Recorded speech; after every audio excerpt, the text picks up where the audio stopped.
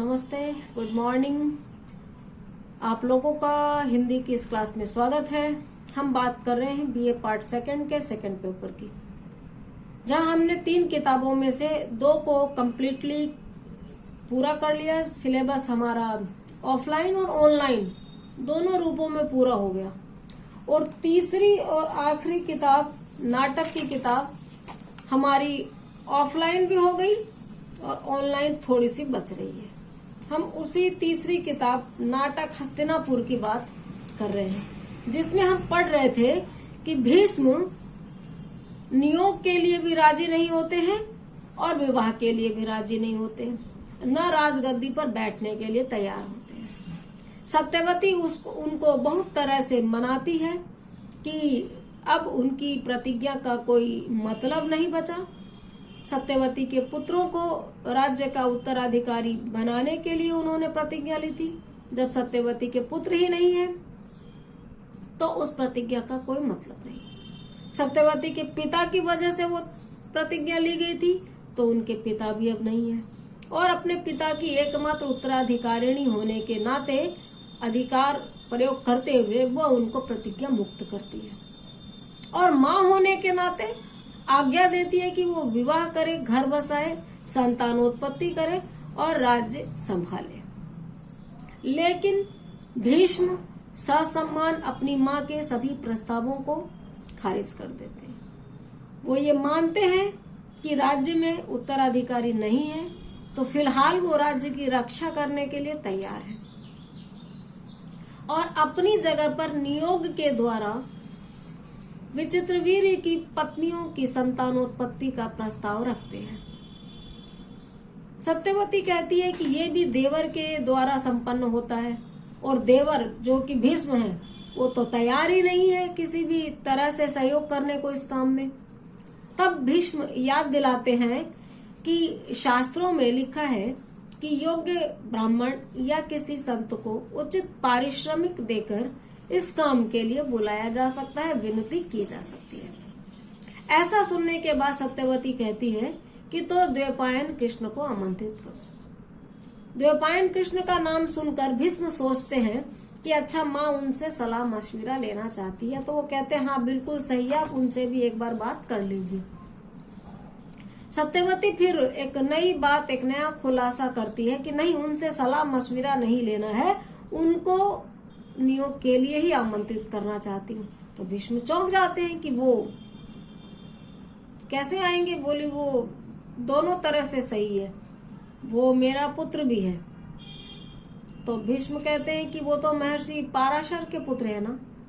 तो बड़ा सुंदर जवाब सत्यवती देती है कि महर्षि माँ तो नहीं हो सकते ना, यानी पाराशर अगर पिता है, वीर उनका है, तो कोख भी तो थी ना, और इस प्रकार से वो उनकी कोख से उत्पन्न हुए थे। तो एक नियम था कि विवाह पूर्व की संतान बाद में उस स्त्री के विवाह के बाद वो जिस वंश में गई है, उस वंश में अपने पति का क्षेत्र मानी गई, तो प्रकारांतर से उसका पुत्र उस वंश का माना जाएगा। इस आधार पे थोड़े से कुरुवंशी द्वैपायन कृष्ण यानी वेद व्यास है, तो वो कहती है कि इस तरह से वो देवर भी है। तब भीष्म कहते हैं कि ऐसा करो माँ, उनको शुल्क लेने वाले साधु या महात्मा के रूप में नहीं, उनको परिवार के सदस्य के रूप में इनवाइट करो। और इस बात के लिए वो आगे और खुश होकर कहते हैं कि कुरुवंशी भी इस बात से खुश होंगे। कुरुवंशियों को ये पसंद नहीं है कि वर्ण संकर संतान हो या कुरुवंशियों के अंदर किसी और प्रकार से नियोग हो, तो यहाँ पर वो भी मान जाएंगे, ये बात होती है। तो उसके बाद वो बताती है कि किस तरह से महर्षि पाराशर को वो नाव पार कराने गई थी, तो बीच नौका में, देखिए यहाँ पर मैं एक बात कहना चाहूंगी, आप सोचेंगे मैं ऐसी बात क्यों कह रही हूँ। गेटे का एक कथन है, बॉयज कॉलेज में जब आपने क्लास ली होगी तो रीडिंग रूम है, वहाँ तरह तरह की कोटेशंस, उक्तियां लगी हुई है। वहां पर गेटे का एक कथन है, ज्ञान शंकाओं को जन्म देते हैं। यानी जब आप सवाल पूछना बंद कर देते हैं, नए सिरे से सोचना बंद कर देते हैं, तो आपकी ग्रोथ रुक जाती है, आपका दिमाग रुक जाता है। और बीइंग अ स्टूडेंट, एक विद्यार्थी होने के नाते हम लोगों को हमेशा क्यों एक क्वेश्चन मार्क दिमाग में रखना चाहिए। महर्षि पाराशर योग सिद्धियां प्राप्त थे। वो दिन में सूरज छुपा सकते थे, आंधी ला सकते थे, अंधेरा कर सकते थे, लेकिन पॉइंट टू बी नोटेड और आस्था पे चोट नहीं पहुंचे तो वो अपनी कामेंद्रियों पे संयम नहीं रख सकते थे। एक बालिका उनके साथ जा रही है उनको नौका पार कराने, वृद्ध है वो उनको उसको पुत्रीवत रूप में भी देख सकते थे, लेकिन नहीं, उसको एक स्त्री शरीर के रूप में देखा। प्रेयसी भी नहीं कहूंगी, प्रणय की कामना नहीं थी, काम की पीड़ा से ग्रसित हो गए, वो काम वासना से ग्रस्त हो गए। और उन्होंने देखा कि ये तो भरी दोपहरी है, इस तरह से कैसे किया जाए। तो उन्होंने, मैं नहीं कह रही हूँ, मैंने जो पढ़ा है किताबों में, धर्म ग्रंथों में, वो कह रही हूँ कि उन्होंने सूर्यास्त कर दिया, नौका के चारों तरफ बवंडर ला दिया, आंधी आ गई, तूफान आ गया, किसी को कुछ नहीं दिख रहा था। और बीच समुन्दर में, बीच भंवर में, नदी में उन्होंने सत्यवती के साथ में संबंध बनाए और वहीं उनकी कोख में द्वैपायन कृष्ण पड़े। यहाँ पर महर्षि को किसी भी आक्षेप से बरी करते हुए सत्यवती कहती है कि वो बूढ़े थे, लेकिन उनकी योग शक्ति से मैं प्रभावित थी और मैंने उनको उनके समर्पित कर दिया खुद को, और विवाह पूर्व की संतान वो है। फिर शांतनु से विवाह हो गया बूढ़े व्यक्ति से और राजघराने में आ गई। शांतनु की पत्नी होने के नाते वो शांतनु का क्षेत्र बनी। शांतनु कुरुवंशी थे और अपने पति के क्षेत्र होने से पत्नी से उत्पन्न संतानें पिता की वंशज मानी जाती है, तो एक प्रकार से वो कुरुवंशी है। भीष्म भी कहते हैं कि कुरुवंश को भी आपत्ति नहीं होगी तो तुम उनको शुल्क लेने वाले ब्राह्मण के रूप में आमंत्रित नहीं करके परिवार के सदस्य के रूप में बुलाओ, उनको एक कुरुपुत्र के रूप में बुलाओ। मंच पर अंधेरा फिर प्रकाश, इसका मतलब मैं समझा चुकी हूँ। मंच पर अंधेरा यानी यहाँ पर सत्यवती और भीष्म की जो बातचीत दिखा रहे हैं वो शुभा की दृष्टि से हम देख रहे थे। वर्तमान में शुभा और कुंती बात कर रही है, ये कहानी फ्लैशबैक से थी, वापस वर्तमान में आते हैं। यहाँ पर मंच पर अंधेरा होता है और उजाले के बाद विदुर के घर में शुभा और कुंती पुनः वैसे ही बैठी है जहाँ से बातचीत शुरू हुई थी। शुभा कहती है, महारानी सत्यवती ने अपने कानीन पुत्र को बुलवाया और अंबिका से पुत्र उत्पन्न करने के लिए कहा। विवाह पूर्व की संतान को सत्यवती ने बुलाया, शुभा कह रही है। महामुनि व्यास ने भी अपनी माँ की इच्छा का सम्मान किया। महामुनि व्यास ने भी इनकार नहीं किया, मना नहीं किया, अस्वीकार नहीं किया और आ गए अपनी माँ की बात मानते हुए।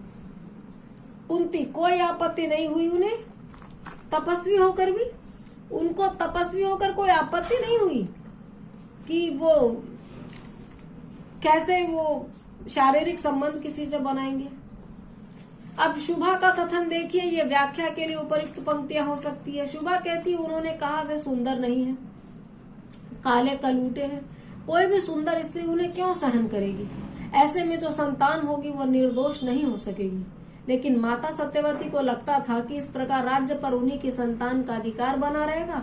भीष्म भी संतुष्ट थे कि महामुनि व्यास अंततः कुरु हुए थे, कानीन ही सही। भीष्म तो इसलिए खुश हो गए कि चलो महामुनि व्यास से उत्पन्न संतान राजवंश पर बैठेगी तो उनके वचन का पालन हो जाएगा कि उनकी संतानों को राजगद्दी पे वो बिठाने के लिए वचनबद्ध है। और माता सोचती थी कि इस तरह से मेरे पिता की एक ही चाहत थी कि मेरे बच्चे इस राजगद्दी के वारिस बने, तो उनकी अंतिम इच्छा भी रह जाएगी। लेकिन वेदव्यास कहते हैं कि वो सुंदर नहीं है, वो लंबे चौड़े बलिष्ठ पुरुष तो थे लेकिन काले थे, दाढ़ी थी, तो कोई भी राजकन्या उनको क्यों पसंद करेगी। लेकिन माँ ने जोर दिया तो मान गए। कुंती बोली, लेकिन इससे ये कहाँ लगता है कि महारानी अंबिका पितृव्य भीष्म के प्रति कुछ आकर्षण अनुभव करती थी या वे भी उसके लिए कुछ कोमल भाव रखते थे। पहले ये बात हम वीडियो में कर चुके हैं कि पांडु पुत्रों को कुरु नहीं माना गया, पांडव के आधार पर पांडु नाम मिला। तो शुभा बताती है कि अंबिका के प्रति भीष्म का जो अपनत्व है उसकी वजह से उन्होंने धृतराष्ट्र को ज्यादा प्यार दिया। तो बोलती है कि उतना क्या अपनत्व था, बोले अंबिका का था, वो चीज अभी साबित नहीं हुई थी। तो बोलती है कि आप जो कह रहे थे कि अंबिका उनसे लगाव रखती थी और भीष्म का उस लगाव का उत्तर तो उन्होंने नहीं दिया, लेकिन एक कोमल भाव उनके मन में आ गया, जो हमें प्यार करता हो और हम नहीं कर पाए तो भी उसके प्रति फिर हम एक कठोरता का भाव त्याग देते हैं। तो शुभा बोलती है कि बता रही हूँ, वही बात बता रही हूँ। मंच पर फिर अंधेरा होता है, फिर प्रकाश होता है। अब फिर अंधेरा हुआ मतलब कि जो वेद व्यास जिस समय आएंगे वो बात शुरू हो जाएगी। जहाँ कुंती और शुभा चर्चा कर रही है वो बार बार हमारी कहानी फ्लैशबैक में चलेगी और फिर रोशनी में आएगी। अंधेरा और रोशनी यहाँ सांकेतिक रूप में प्रयोग किया गया है। रंगमंच पर की दिखाने की विधा है, दृश्य काव्य है। तो एक बार जब रंगमंच पर पर्दा हटेगा तो कुंती और शुभा को दिखाया जाएगा, और दोबारा जब पर्दा हटेगा तो कुंती और शुभा जो बात कर रही थी वो दृश्य वहां पर आएगा। तो इस समय फिर अंबिका का कक्ष दिखाया गया है। महारानी अंबिका का कक्ष है। अंबिका नहाकर आई लगती है, केश खुले हैं, उन्हें बांधने का वो उपक्रम करती है। अचानक सत्यवती का प्रवेश होता है। अंबिका कुरुवंश की बहू नहाकर आई है, उसके केस खुले हैं, बांधने की कोशिश में है, और इतने में उसकी सास सत्यवती आती है। अंबिका चौंक जाती है, माँ आप मुझे कहला भेजती, ऐसा कह के वो चरण स्पर्श करती है कि आप आ गई, मुझे बोलती। सत्यवती बोलती है क्यों, तुम्हारे पास आने में मेरे पैर घिस जाएंगे। देखिए जब हमको किसी से कोई काम होता है तो हम खुद चल के जाते हैं, प्यासा कुएं के पास जाता है। हालांकि भौतिकवाद में ऐसा भी होता है कि कुआं ही प्यासे के पास भी जाए और वो उससे अनुग्रहित भी हो।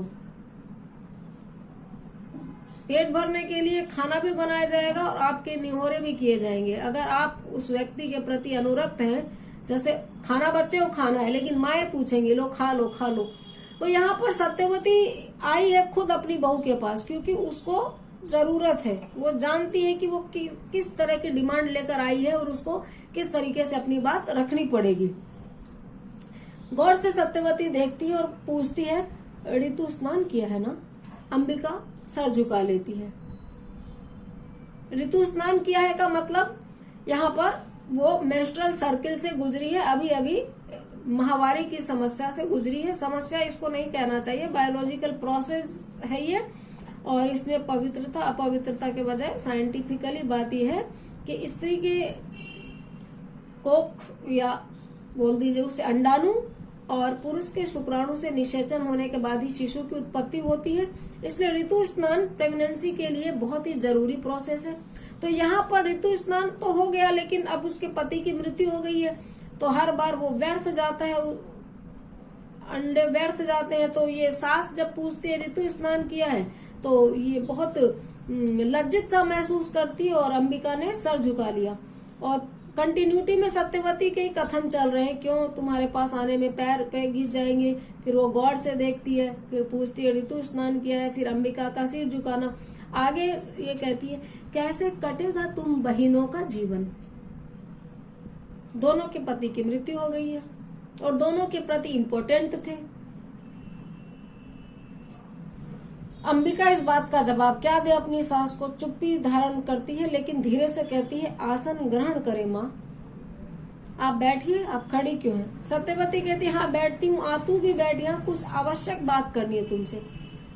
बहुओं को तभी बिठाया जाता जब उनसे इस तरीके की बात करनी हो जिसमें परिवार का कल्याण हो।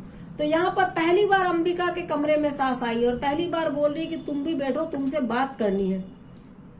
अंबिका चौंक जाती है, मुझसे? क्यों? तू राजमहिषी है, राजकाज के संबंध में आवश्यक विचार विमर्श तो करना ही होगा ना। देखिए राजकाज के संबंध में आवश्यक विचार विमर्श करना, यहाँ पर वो इसको इस तरीके की बातों से एक प्रकार से भ्रमित कर रही है, मैनिपुलेट कर रही है कि जो है नहीं। राजकाज का मतलब होता है राजा का काम करना, और यहाँ पर वो उससे आई है नियोग की बात करने की, तुम्हारी संतान होगी तो वो राजा बनेगा। तो इस प्रकार से दूरगामी असर है कि तुम राजकाज में हिस्सा ले रही हो।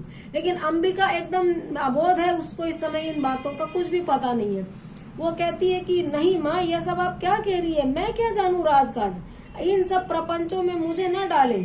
आप और भीष्म महाराज जो भी उचित समझे मेरे लिए वही स्वीकार्य है। अंबिका कहती है कि आप मुझे मत फंसाइए राजकाज में। आप और भीष्म जो भी करेंगे वही समाज के लिए, वही हमारे लिए, वही राज्य के लिए कल्याणकारी है। उसको लग रहा है कि डायरेक्ट इसको राज का संभालने की बात की जा रही है और वो कह रही विचार विमर्श करना है। सत्यवती कहती है सो तो जानती हूँ, पर कुछ बातें तो तुमसे ही करनी होंगी बेटी। हाँ ठीक है, तुम्हारा कहना सही है कि मैं और भीष्म संभाल लेंगे, लेकिन कुछ बातें। अब आएगी वो पॉइंट पे कि तुमको अपना शरीर अगर किसी को सौंपना है तो वो बात तो मैं तुमसे ही करूंगी ना। यहाँ पर फिर एक गलतफहमी हो जाएगी अंबिका और सत्यवती के बीच में। अंबिका समझी नहीं है, उसको ध्यान से देख रही है और सत्यवती कह रही है मुझे तो यही चिंता खाए जा रही है कि इस राज्य का क्या होगा। भीष्म किसी भी स्थिति में राज्य का दायित्व लेने को सहमत नहीं है। बिना राजा के राज्य कैसे चल सकता है? कुरुवंश को एक उत्तराधिकारी मिले तभी इस समस्या का छुटकारा है। अब तुम ही सहायता करो बेटी। ये सत्यवती का कथन है। इस कथन की अगर व्याख्या आ जाए तो हमें याद रखना है कि हम व्याख्या 4 चरणों से होकर गुजरते हैं। प्रसंग, संदर्भ, व्याख्या और विशेष। मैंने लास्ट वीडियो में भी बताया था, मेरे पास यूट्यूब में कई बार बच्चों के कमेंट सेक्शन में आते हैं कि मैम आप व्याख्या करना सिखाइए। और आपको ध्यान हो जो लोग वीडियो देख रहे हैं, मैंने ऑफलाइन क्लासेज में बराबर व्याख्या करना सिखाया है। तो व्याख्या में हमको प्रसंग में रचना और रचनाकार का नाम लिखना है कि प्रस्तुत गद्यांश पाठ्य पुस्तकों में संकलित पौराणिक कथानक पर आधारित नाटक हस्तिनापुर से उद्धृत है। इस नाटक के नाटककार का नाम नंदकिशोर आचार्य है, जो नई कविता के प्रतिनिधि हस्ताक्षर भी हैं। याद रखिए, नाटक और नाटककार के नाम के पहले हमें एक एक विशेषण जोड़ना है। तो हस्तिनापुर के नाम के पहले तो हमने जोड़ दिया कि पौराणिक कथानक पर आधारित, और नंदकिशोर आचार्य के नाम के पहले हमने जोड़ दिया नई कविता के प्रतिनिधि कवि। फिर आता है संदर्भ, कौन कह रहा है, किसको कह रहा है, क्या बात हुई थी जिसलिए ये कथन कहना पड़ा। तो यह कथन सत्यवती अंबिका से कहती है परिवार में चित्रांगद और विचित्रवीर्य की मृत्यु हो गई है और वो दोनों बिना संतानोत्पत्ति के मर गए हैं। और राजघराने की एक समस्या होती है कि वो किसी और को शासनाधिकार नहीं सुपुर्द करना चाहते। तो सत्यवती को अपने राज्य की चिंता है, तो अपनी बहू के पास उस चिंता को लेकर आई है। तो जो कुछ भी वो अंबिका से कहती है उसी का इस व्याख्या में उल्लेख हुआ है। ये हो गया हमारा संदर्भ। तीसरा पॉइंट आता है व्याख्या।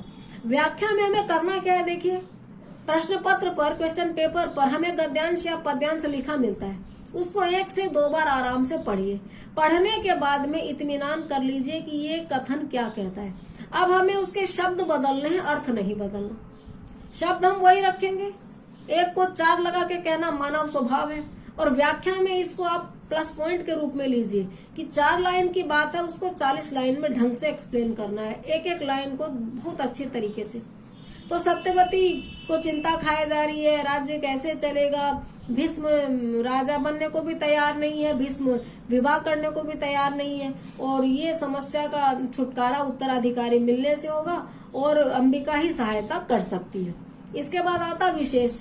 विशेष में हमने इस गद्यांश में क्या पढ़ा, नाटककार ने क्या कहा। तो नाटककार इसमें सत्यवती के माध्यम से नियोग की प्रथा पर बात कर रहे हैं। अंबिका का असमंजस एक महिला के रूप में दर्शनीय है कि वो कैसे, वो इस चीज को वो अभी तक समझ नहीं पा रही है। भाषा हम पहले भी बात कर चुके हैं। अगर अंग्रेजी के शब्द आए हैं तो हम लिखेंगे कि अंग्रेजी के शब्दों की बहुत आयत है। संस्कृत निष्ठ शब्द ज्यादा है तो हम लिखेंगे तत्सम प्रधान भाषा है। आम बोलचाल की भाषा है तो हम लिखेंगे भाषा प्रवाहमयी है, भाषा में रवानगी है, भाषा आम बोलचाल से प्रभावित है। उर्दू फारसी के शब्द ज्यादा है, जैसे कि प्रेमचंद की कहानियों में, तो हम वो भी लिख सकते हैं। मतलब जो है वो लिखना है, ना बड़ा चढ़ाकर ना झूठ। और शैली मोटा मोटी 4-5 तरह की होती है। बहुत ही दुख भरी बात है तो मार्मिक शैली है, कटाक्ष किया गया है, राजनीतिक व्यंग किया गया है तो उसको व्यंग्यात्मक, हंसी है तो हास्य प्रधान, और किसी चीज का निबंध की शैली में वर्णन किया गया है तो वो वर्णनात्मक शैली है। यहाँ पर शैली वर्णनात्मक ही है। और इसके बाद जो हम पढ़ेंगे वो हम नेक्स्ट वीडियो में देखेंगे, क्योंकि वाईफाई नहीं होने से बहुत लंबा वीडियो अपलोड करने में बहुत टाइम होती है। To be very frank I am saying to you, लंबे वीडियो कॉलेज खुलने के बाद में बनेंगे, वहां वाईफाई होता है हमारे पास। यहाँ हम एक सीमित संसाधन के बीच में आपके लिए वीडियो बना रहे हैं, तो जिस तरह मैं मैनेज कर रही हूँ आपको भी करना पड़ेगा। तब तक अपना ख्याल रखिए, बने रहिए, स्वस्थ रहिए। Have a nice day.